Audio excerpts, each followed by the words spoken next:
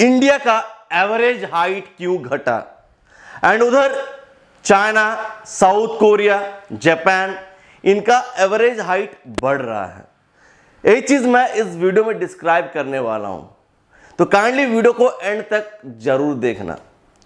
हम लोग हाइट को मेजर करते हैं जेनेटिक्स के साथ, लेकिन आपको यह चीज सोचना पड़ेगा कि जेनेटिक्स से आगे बहुत कुछ होता है, एंड जो कुछ होता है वो आपका जेनेटिक पोटेंशियल हाइट को डिसाइड करता है। बहुत सारे रीजंस है जिसके वजह से हमारा जो हाइट डिसाइडिंग फैक्टर है दैट इज ग्रोथ प्लेट्स, वो अपना मैक्सिमम लेवल पे काम नहीं कर पाता है। उसका जो मैक्सिमम इंटेंसिटी होता है उस हिसाब से काम नहीं कर पाता है, and growth plates finally close हो जा रहा है, जिसके वजह से जो हाइट हमें चाहिए होता है वो नहीं मिल रहा है। एंड इसीलिए आप लोग ये वीडियो को देख रहे हैं कि आपका हाइट क्यों नहीं बढ़ा, कैसे बढ़ेगा, इसीलिए आप यहाँ पर आए हैं। तो वीडियो को एंड तक देखना है, एंड ये चैनल स्पेशली हाइट ग्रोथ के लिए है। चैनल को सब्सक्राइब करते हुए जाना, नोटिफिकेशन बेल को हिट करना, एंड वीडियोस को विजिट करके देखो। बहुत सारा हाइट के ऊपर वीडियोस है, उनको देखो, अपना सपोर्ट दिखाओ, ठीक है। एंड आप जितना सपोर्ट दिखाओगे मुझे उतना मोटिवेशन मिलता है आप लोगों के लिए काम करने में। तो काइंडली आप अपना सपोर्ट दिखाइए, चैनल को सब्सक्राइब करिए, वीडियो को एंड तक देखा करिए बिना स्किप किए हुए, कमेंट करिए। इतना सपोर्ट आप कर सकते हैं। जब मैं आपको रेगुलरली सपोर्ट कर रहा हूँ तो ना आप मुझे क्यों नहीं सपोर्ट कर रहे हो, ये मुझे समझ में नहीं आता है। एक टाइम था जब हमारा हाइट बहुत अच्छा हुआ करता था। हमारा जो एवरेज हाइट था उस टाइम 6 फीट से ऊपर था। जो हमारे राजा महाराजा थे ना, उनका हाइट 6 फीट, 6.5 फीट, 7 फीट ऐसा हुआ करता था। एंड उनका जो शरीर था इतना स्ट्रांग होता था कि एक मतलब बैल को उठाकर फेंक दे, ठीक है, इतना ताकत उनमें रहता था।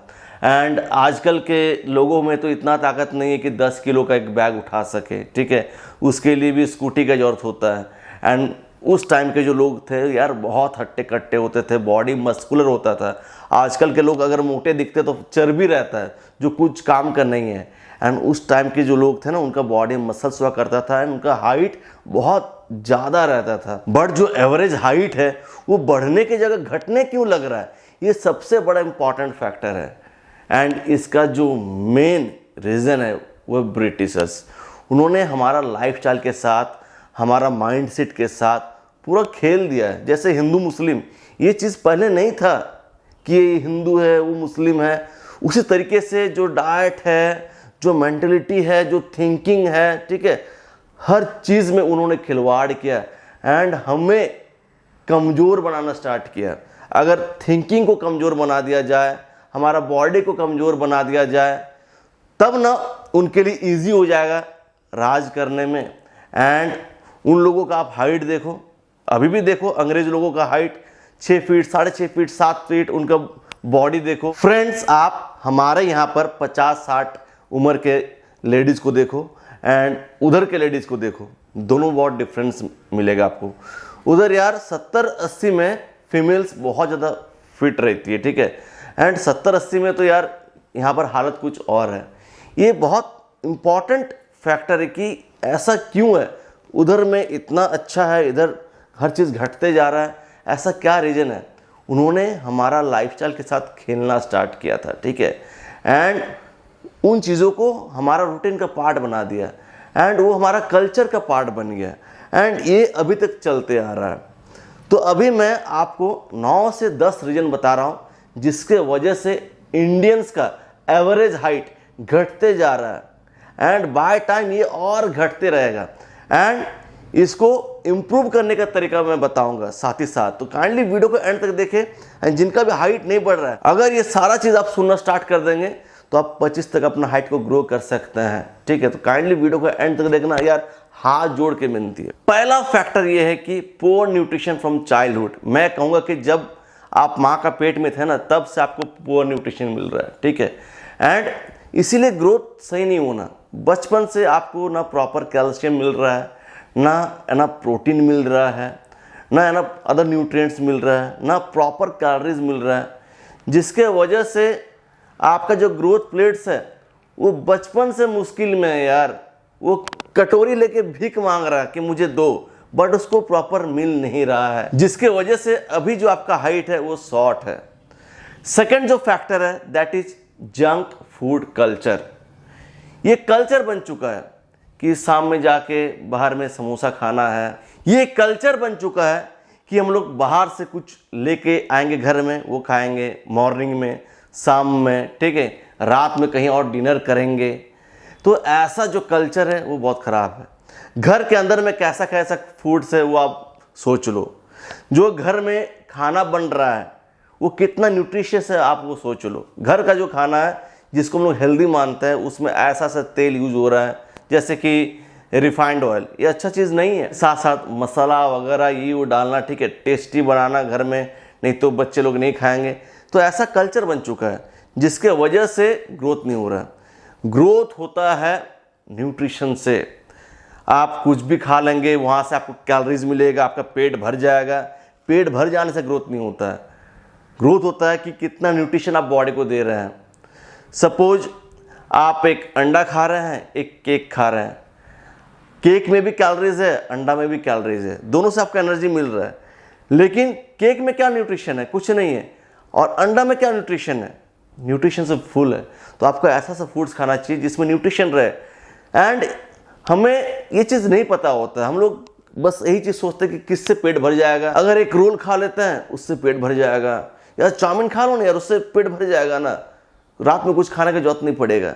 ऐसा थिंकिंग है। एंड इस थिंकिंग की वजह से हमारा ग्रोथ नहीं हो रहा है। जितने भी ये बाहर की चीज़ है, फॉर एग्जांपल आप पिज़्ज़ा वगैरह खा लिए या चिप्स खा लिए या शुगरी फूड्स है, कोल्ड ड्रिंक्स है, ये आपका बोन्स को वीक बनाता है एंड आपका पेट में इन्फ्लामेशन करता है, आपका डाइजेस्टिव सिस्टम को वीक बनाता है, जिससे न्यूट्रिएंट्स एब्जॉर्ब ही नहीं हो पाता है एंड इवन बॉडी से मिनरल लॉस होता है।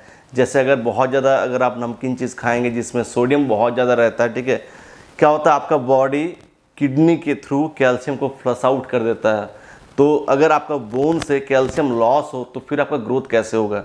एंड ये सब तो हमारा लाइफस्टाइल का पार्ट है, हम लोग डेली कंज्यूम करते रहते हैं, जिसके वजह से हाइट ग्रोथ नहीं हो पाता एंड हाइट घटते जा रहा है। नेक्स्ट रीजन है लैक ऑफ स्लीप। हम लोगों को ग्रोथ के टाइम 8 से 10 घंटा सोना चाहिए एंड आजकल के यूथ 4 घंटा 5 घंटा सो रहे हैं, रात तक फ़ोन यूज़ कर रहे हैं, जिससे क्या हो रहा है उनका स्लीप हैम्पर हो रहा है। उसके बाद विटामिन डी डिफिशियंसी। हम लोग आजकल बाहर जाना पसंद नहीं करते हैं, धूप लगना नहीं चाहिए। एंड इंडिया का जो क्लाइमेट है सनी क्लाइमेट है, हम लोगों को विटामिन डी इजीली मिलेगा, लेकिन हम लोग बाहर जाना पसंद नहीं कर रहे हैं, जिससे हड्डी कमज़ोर हो रहा है, ठीक है। एंड इंडोर जो लाइफस्टाइल है वो बहुत ख़राब है।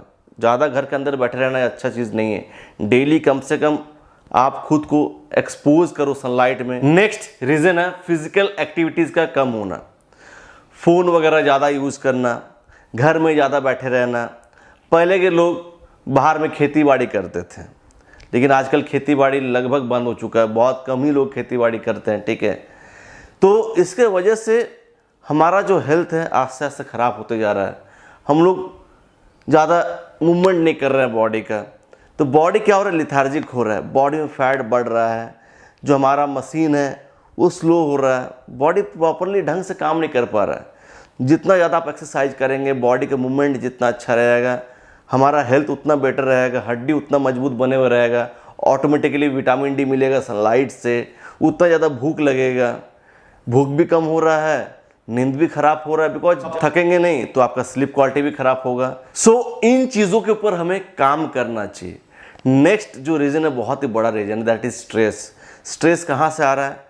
एकेडमिक प्रेशर, पढ़ाई का प्रेशर बहुत ज़्यादा है, पेरेंट्स प्रेशर डाल रहे हैं, फिर स्कूल से प्रेशर है, ट्यूशन टीचर का प्रेशर है, फिर कॉम्पिटिटिव एग्ज़ाम्स का प्रेशर है। एंड इस प्रेशर के दौरान पेरेंट्स या बच्चे ये चीज़ भूल जाते हैं कि खेलना कूदना उतना इम्पॉर्टेंट है, हेल्थ का ध्यान रखना उतना इम्पॉर्टेंट है, थोड़ा जिम वगैरह करना उतना इम्पॉर्टेंट है। पढ़ाई के साथ साथ इनको भी साथ में लेकर जाना चाहिए, लेकिन पढ़ाई का प्रेशर में, जॉब का प्रेशर में हम लोग ये भूल जाते हैं कि हमें अपना हेल्थ का ख्याल रखना है। एंड जितना ज़्यादा स्ट्रेस बढ़ेगा, ग्रोथ हार्मोन उतना डाउन जाता रहेगा। उसके बाद गट हेल्थ ख़राब होते जा रहा है, हमारा जो डाइजेस्टिव सिस्टम है वो ख़राब होते जा रहा है, मेटाबॉलिज्म स्लो हो रहा है। वाई?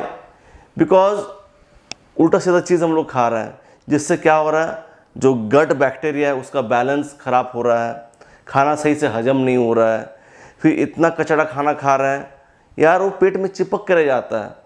एंड अगर कुछ सही खाना खाते हो, सपोज आप एक अंडा खा रहे हैं या एप्पल खा रहे हैं, उसमें जो न्यूट्रिशन है वो भी अब्जॉर्ब नहीं हो पा रहा है। अगर डाइजेस्टिव सिस्टम स्ट्रांग रहेगा तब जाके जो खाना खाओगे उसमें जो न्यूट्रिएंट्स हो आपका बॉडी में अब्जॉर्ब होगा। बिना न्यूट्रिएंट्स का आपका बॉडी ग्रो कैसे करेगा? उसके बाद बच्चों का हेल्थ में बहुत ज़्यादा प्रॉब्लम्स क्रिएट होना, जैसे कि ओबेसिटी, बॉडी में चर्बी बहुत ज़्यादा जमा हो जाना या हद से ज़्यादा पतला होना, ठीक है, अंडरवेट जिसको हम लोग कहते हैं। उसके बॉडी में हार्मोन्स का डिफिशिएंसी होना, एच का डिफिशिएंसी, थायराइड इशू या इम्यूनिटी बहुत कम है। तो बहुत सारा जो हेल्थ प्रॉब्लम्स है, मेडिकल प्रॉब्लम, ये हमारा जो फाइनल हाइट है उसको डाउन कर रहा है। तो आप लोग क्या सोचते हो कि जेनेटिक्स की वजह से आपका हाइट नहीं बढ़ा है? आपका हाइट नहीं बढ़ा है आपका लाइफस्टाइल के कारण। आपका जेनेटिक पोटेंशियल एक हाइट है, लेकिन वहाँ तक आप पहुँच नहीं पाए। सो जेनेटिक्स को कोसना छोड़ो एंड इन चीज़ों को सही करो। साउथ कोरिया, जापान, इन्होंने अपना लाइफस्टाइल को बहुत इम्प्रूव किया, बहुत स्पेशली न्यूट्रिशन पे बहुत ज़्यादा फोकस किया, डाइट पे, फिर स्पोर्ट्स कल्चर में, जिसके वजह से उनका एवरेज हाइट वो बढ़ते गया है, ठीक है। एंड हमारा एवरेज हाइट घट रहा है, जेनेटिक्स रीज़न नहीं है, रीज़न है आपका लाइफस्टाइल। एक आपका फाइनल हाइट डिसाइडेड था, लेकिन वहाँ तक तो आप पहुँच नहीं रहे हैं, फिर सोच रहे हैं अभी जो आपका प्रेजेंट हाइट है इसको आप फाइनल हाइट सोच रहे हैं। ये आपका फाइनल हाइट नहीं है, यहाँ से हमें आगे बढ़ना पड़ेगा। एंड इंडिया में जो कल्चर चल रहा है बैड लाइफस्टाइल का, इसको ख़त्म करना होगा। हम लोग हर चीज़ में आगे जा सकते हैं। ओलंपिक्स में इतना पीछे क्यों है? इसी रीज़न से, यही मेन रीज़न है। हम लोग स्पोर्ट्स पे ज़्यादा ध्यान नहीं देते हैं, हम लोग अपना हेल्थ पे ज़्यादा ध्यान नहीं देते हैं। हमारे यहाँ से जो एथलीट्स जाते हैं उनके ऊपर यार पैसा खर्चा नहीं किया जाता है, उनका न्यूट्रिशन पे सही फोकस नहीं किया जाता है, उनका रिकवरी पे फोकस नहीं किया जाता है, गवर्नमेंट उन पर ध्यान नहीं दे रहे हैं। तो कौन जाना चाहेगा? अगर गवर्नमेंट ध्यान नहीं देगा आपके ऊपर, अगर वहाँ से आपको कुछ फ्यूचर नहीं दिखता है तो आप नहीं जाना चाहोगे। गवर्नमेंट अगर आपको फ्यूचर दिखाता है तो फिर देखो एक से एक बच्चा यहाँ से ओलंपिक्स में जाएगा। तो गवर्नमेंट को ध्यान देना सबसे ज़्यादा ज़रूरी है कि यहाँ पे तुम्हारा फ्यूचर है। हर चीज़ का एक अलग अलग स्कूल होना चाहिए, चाहे वो आपका बैडमिंटन हो, चाहे वो आपका स्विमिंग हो, हर चीज़ का अलग अलग स्कूल होना चाहिए, हर चीज़ में जॉब रहना चाहिए। अगर यूथ्स को वहाँ पे फ्यूचर दिखेगा तो बहुत लोग पार्टिसिपेट करेंगे एंड इसी तरीके से कल्चर बनता है। हाइट तो ऐसे ही मिल जाएगा, ठीक है, बोनस में।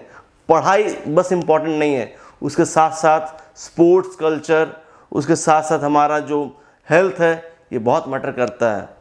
यार हॉस्पिटल से कैसे पैसा कमाया जा रहा है, एजुकेशन यहाँ से कैसे पैसा कमाया जा रहा है, कमाया जा रहा है ना, तो ये सब बिजनेस हो गया एंड यही चंगुल में हम लोग फंस चुके हैं, ठीक है। तो फ्रेंड्स वीडियो को एंड करना चाहता हूँ, मिलता हूँ नेक्स्ट एक ज़बरदस्त वीडियो के साथ। Until peace bye, take care, love you all.